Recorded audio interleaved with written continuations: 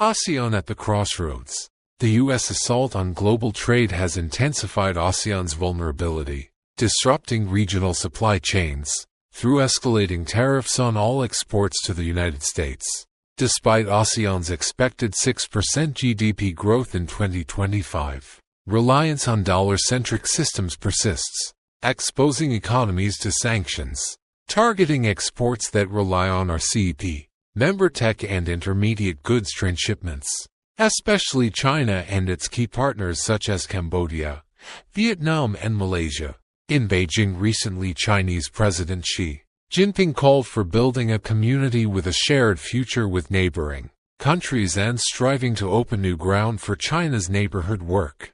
President Xi, who concluded a historic three-nation tour of Malaysia, Cambodia and Vietnam last week, summarized the achievements and experience of China's neighborhood work and outlined the goals, tasks, ideas, and measures for the next phase of neighborhood work in the lead-up to his three-nation visit, which concluded in Cambodia on the 18th of April 2025. In Kuala Lumpur 2 weeks ago, the 12th ASEAN Finance Ministers and Central Bank Governors meeting AFMGM and associated conferences was attended by over 300 delegates, including ministers, central bankers, and private sector representatives from ASEAN states. Japan, Korea and EU met to address economic challenges resulting from U.S. tariffs. The meeting underscored the importance of deepening financial integration to bolster trade, investment, and economic resilience within Southeast Asia.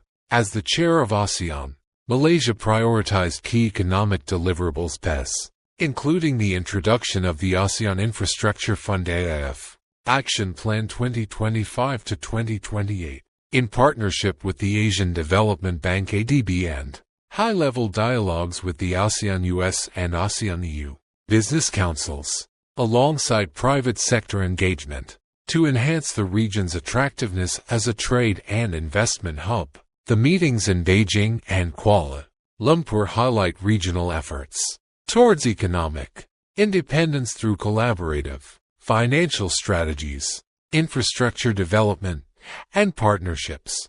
The outcomes of those discussions also influenced the agenda for Xi's regional tour to Malaysia, Cambodia, and Vietnam, and strong focus on collective action against external economic pressures. Cambodian Prime Minister Hun Manet has previously emphasized the need to harmonize our CEP and brief frameworks to counter external pressures threatening our unity. The bloc's 2024 Economic Integration report warns that U.S. policies, which are an attempt to fragment the bloc both politically and economically, could erode over $180 billion in regional trade unless ASEAN accelerates BRI-aligned digitalization and green industrialization. Central to this vision is Cambodia, emerging as a critical node in supply chains through strategic digital, agricultural, and industrial investments.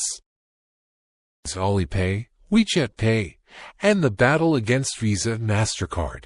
The U.S. weaponization of financial infrastructure via SWIFT exclusions and secondary sanctions has underscored the urgency of decentralizing payments. Initiatives like China's Digital Yuan ECNY, Project Bridge, and regional platforms such as Alipay, WeChat Pay, and Line Pay are reshaping ASEAN's financial ecosystems. Visa and MasterCard, once controlling 80% of ASEAN's card transactions, now hold just 58%.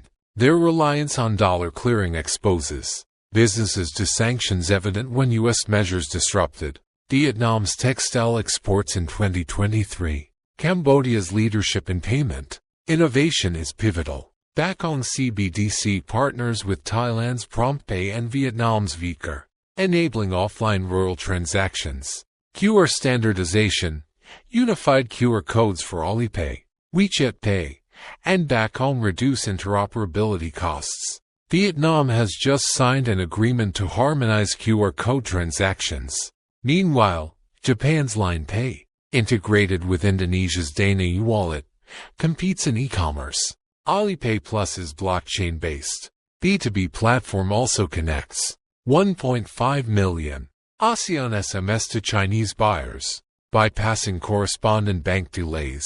Platforms like Grab, Alipay backed and Gojek offer alternatives to U.S. domination of ASEAN's digital economy. Cambodia's Techo Mall integrated with Bakong bypasses Amazon's 15% fees, while Khmer provides farmers or CEP insights via non-U.S. platforms like WeChat.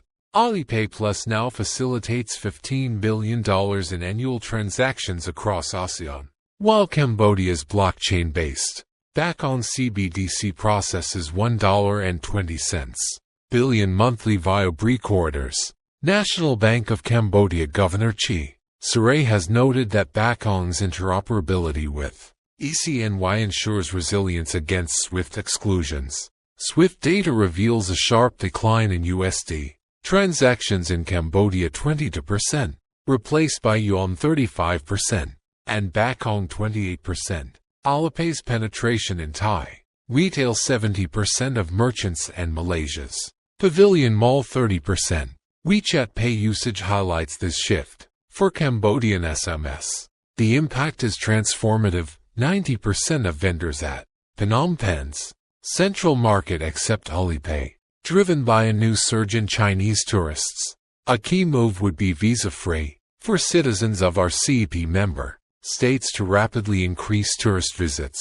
Media and communication.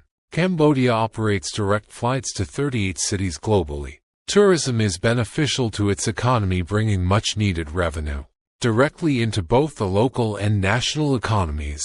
The new tourism minister and other ministries, such as transport, commerce, and culture, are cooperating to ensure the dissemination of Cambodia's unique attractions.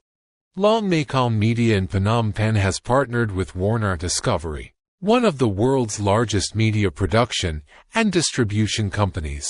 Paris-based Oscar winner Scott Hillier of TV series Survivor fame and local partner Cutis Studios to launch a 10-part TV series to promote Cambodian tourism to world markets, focusing on the promotion of Cambodia's rapidly improving transport and hospitality infrastructure and key destinations such as Phnom Penh and Siem Reap, which both have brand new world-class airports. Cambodia's aviation and port